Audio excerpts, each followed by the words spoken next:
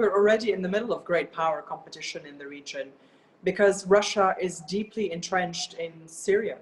The Chinese are busy in various countries in the region looking for ways to assist, help, get a foothold in Lebanon or elsewhere.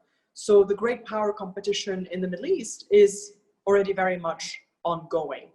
It is true that when the US retreats, it creates a vacuum that others can fill.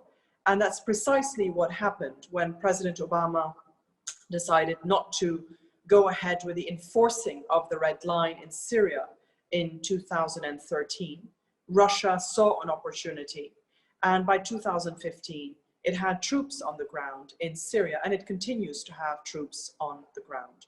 And many will tell you that it practically runs the show there in parallel with Iran. Now, does that mean that the US needs to have troops everywhere?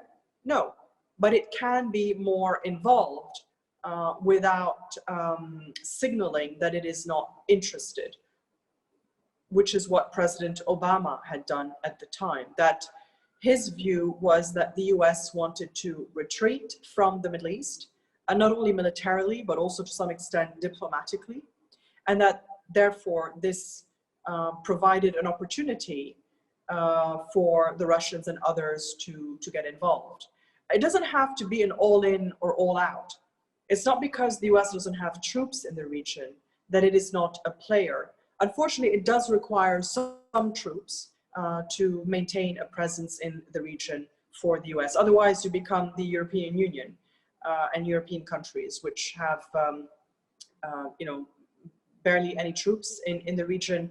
And you can tell that their influence is much more limited and in some cases almost non-existent.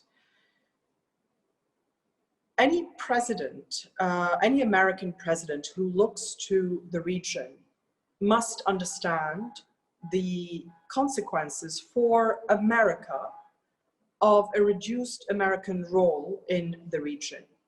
It may be that the end calculation is that it is a fine position for America to be in, not having any troops in the US, in the Middle East, and not having any influence in the Middle East.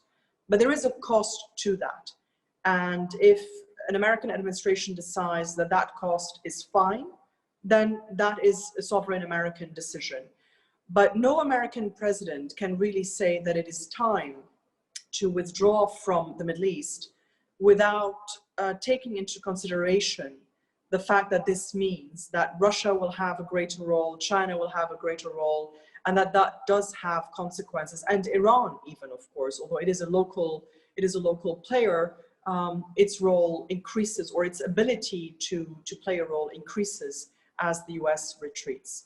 So an American president looking at the region must understand that an American retreat diplomatically or militarily does come with a cost and with consequences, and that is then up to a US administration to decide whether that is a cost that they're willing to take in or not.